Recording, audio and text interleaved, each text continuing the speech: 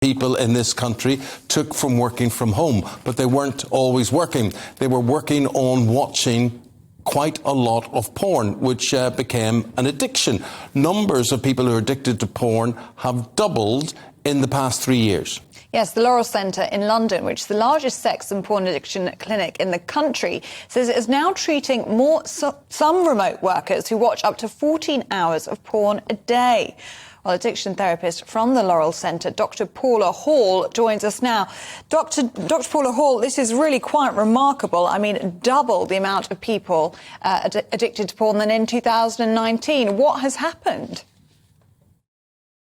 To be honest, the figures have been increasing year on year on year. This isn't something that's just happened since the pandemic, but undoubtedly the working from home has given a much greater level of accessibility, of course.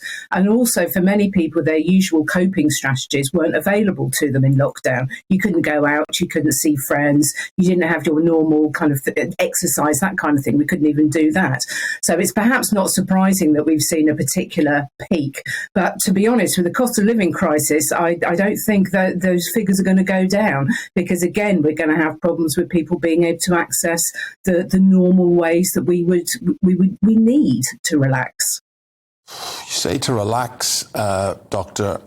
Is it a form of relax? Is it a form of stimulation? Because, I mean, when Ellie was talking about 14 hours a day, I can understand people getting their kicks from this. I can understand them orgasming or whatever they're going to do.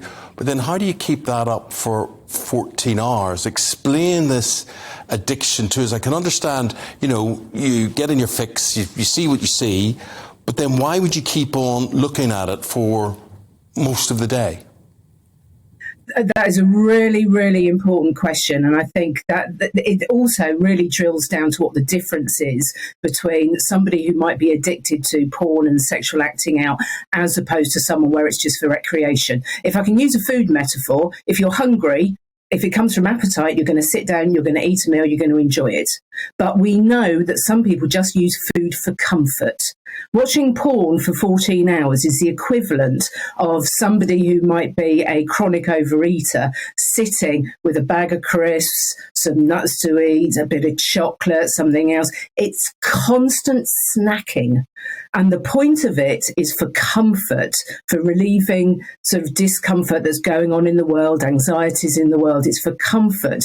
That's why they're eating, not because they're hungry. So similarly, it's pornography, comfort rather than appetite, shall we say. Right, I understand that. But say someone's partner comes in and finds them at 3 o'clock in the afternoon, comforting themselves.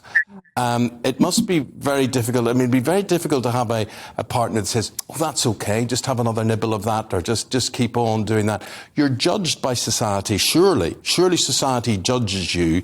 And are the people doing this, are they innately bad people? Are they perverts? How would you describe, because I just find it, you would have to have a very understanding partner that says, sorry to disturb you, darling, I know you're just in the middle of that porn movie there, but when you're finished, any chance of walking the dog?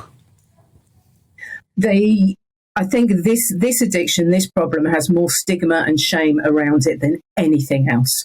And many partners feel hugely betrayed as well by this kind of behaviour. It really is very different from any other kind of addiction. And one of the biggest challenges for people coming forward for help is that they might be seen as being some kind of weirdo, some kind of pervert, as you said. And nothing could be further from the truth. These are just ordinary people who have got caught up with this problem. And it's getting increasingly difficult for these people to find help as well.